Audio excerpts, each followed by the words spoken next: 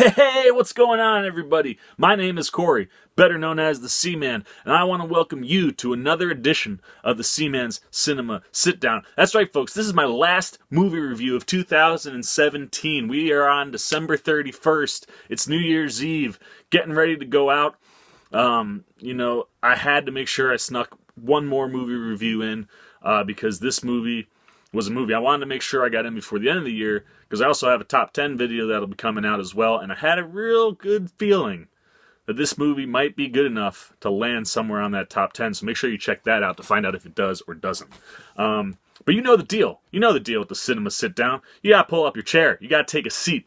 I'm talking about The Shape of Water, folks. This is another fantastic installment in the collection of Guillermo del Toro movies. He's one of my favorite directors by far. He's absolutely brilliant. The stories that he tells, the view that he has on the world, and the things that he creates in his movies are just so unique and so beautiful, and this falls right into that catalog so well. This, for me, might be one of my all-time favorite Guillermo del Toro movies. Like I said, I had really, really high expectations when I saw the trailers for this. I was like, "Oh, Guillermo del Toro in a love story between an amphibian man and a mute woman? That sounds really interesting. It looks really interesting. It looks beautiful. I gotta check this movie out."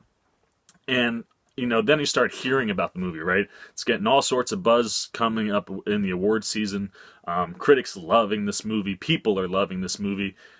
And I fall right in line. I absolutely adored this movie. It's beautiful. It's eloquent. It's so eloquent. And it's full of moments that just make you smile. That, these endearing, charming moments that, it warms your heart. It's a beautiful love story between two characters that you wouldn't think you'd have a love story with. This is a non-spoiler review, and I want to try to make this short and sweet because I don't want to spoil anything about this movie for anybody, but I do want to talk about the movie because it's so good. So for those that are unfamiliar, like I said, it's a love story between Sally Hawkins' Eliza Esposito and this amphibian man. But there's a whole cast of characters here, and the casting in this movie is brilliant. You have Richard Jenkins, who plays Eliza's next-door neighbor. Not really a spoiler, but he is a closeted homosexual male in the 1960s. It's set in 1960s Baltimore. So that, like I said, her grouping of people that she interacts with in this movie, they're all kind of misfits, right? Like, she's a mute. Richard Jenkins' Giles is a closeted homosexual. Octavia Spencer's Zelda Fuller is a black woman in the 1960s. That in itself kind of pushes her to a different place than what, a lot of other white Americans went through. We know the story. So she's kind of an outcast to a degree. Doug Jones plays the amphibian man. He's brilliant, man. For something that doesn't speak, you have two characters that don't speak words, and they both do such a good job. And then Michael Stahlberg, who plays Dr. Robert Hofstetler.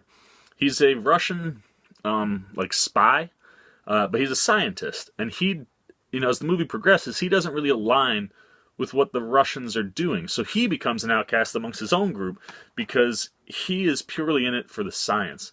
And this creature is something that he's fascinated with.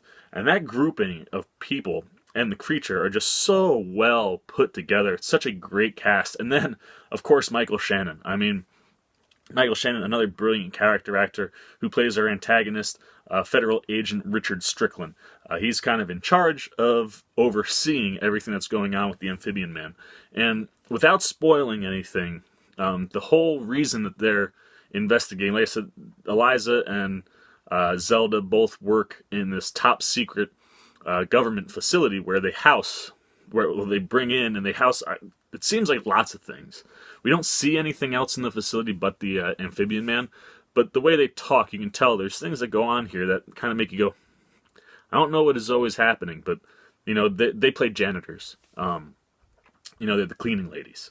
And as they bring in this amphibian creature, it's really has to play into the Russian United States' race to space. The Russians have sent a dog by this point, but trying to figure out how to send a human, something that breathes air, to space, that's what they're working on. And an amphibian man who lives underwater, the Russians and the U.S. both want this thing. And that's kind of the basis of what's going on in the overall picture. But this movie at its heart is a wonderful love story. And it was the thing about this movie that I was probably most concerned about, right? Like, how are we going to address a woman falling in love with an amphibian creature? And obviously, there are things that you could do that would make it work, but you could fall into a lot of the tropes and cliches that we've seen with other, non-human to human love relationships, right? King Kong, Beauty and the Beast, although Beast is a human. But, you can fall into those cliches, and this movie doesn't do that, which is one of the reasons I love it so much. And without spoiling, the way they handle the progression to Sally Hawkins falling in love with this amphibian man is just absolutely brilliant. It starts with the curiosity. When this thing shows up, her and Zelda are in the lab cleaning, and they bring it in and no one's kind of looking at it. And, Eliza kind of taps on it and sees the hand. From that moment on, she is completely intrigued with what this thing is. And despite it being, a top secret facility, because she's a janitor, she has clearance to be able to get in and out of the room. And really, she's just supposed to clean and then leave. But she hangs around and starts to develop a relationship with it. As I said, she's a mute. And she's an orphan. And she has, strange scars on her neck that we assume, when she was found as a child, is why she can't speak. And, man, she's so, so good. The way she's able to express things through her face, her, her body actions, her body language, it just all emotes all these different things. And her eyes, watch her eyes in this movie. It's like a kid seeing something they've never seen for the first time, right? Like a kid seeing snow. Just wonderment when she sees this creature. And the curiosity is what pulls her in. And as she starts to interact with it, through sign, she's able to teach it some words and start to communicate with it. And then, like I said, I was curious as to how Guillermo del Toro was going to handle this. And I'm not going to say it, but the reason that she falls in love with the amphibian creature is absolutely brilliant. Hits it on the nose, and it's what makes this movie work so, so well. Because it's so believable. And as you're watching this all unfold, you fall in love with them. You just love both of these characters so much. As I mentioned, Doug Jones does such a great job. The creature, it screams and it makes these strange noises, but it can't speak. And the way he uses his body language and, his eye, even the creature's eyes, just the interactions between the two of them are just so wonderful. You fall in love with their love story, and it's absolutely beautiful.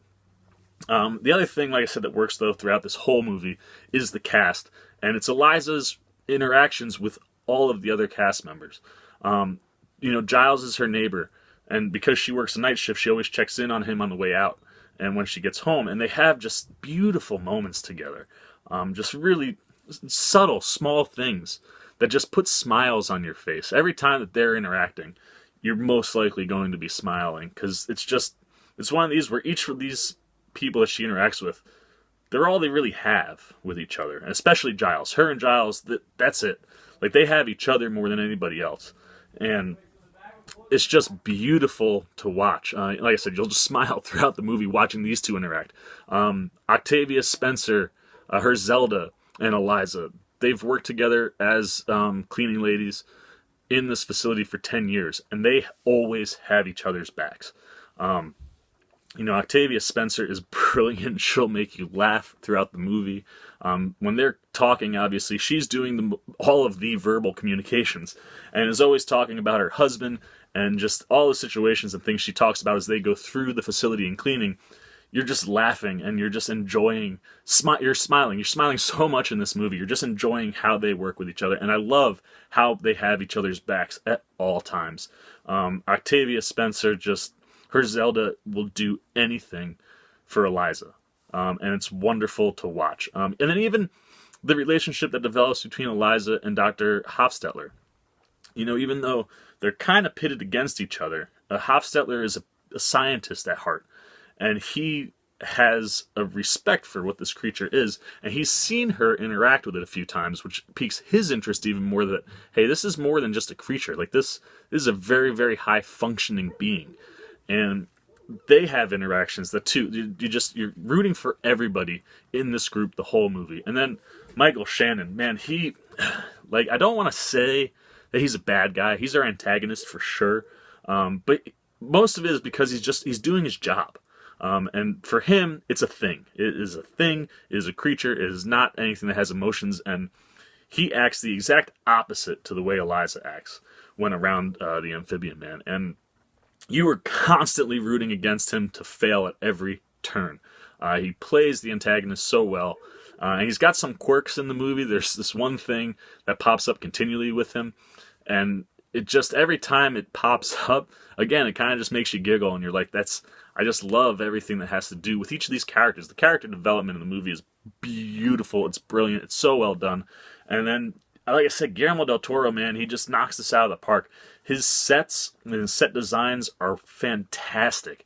You really feel like you're in an interesting version of the 1960s in Baltimore.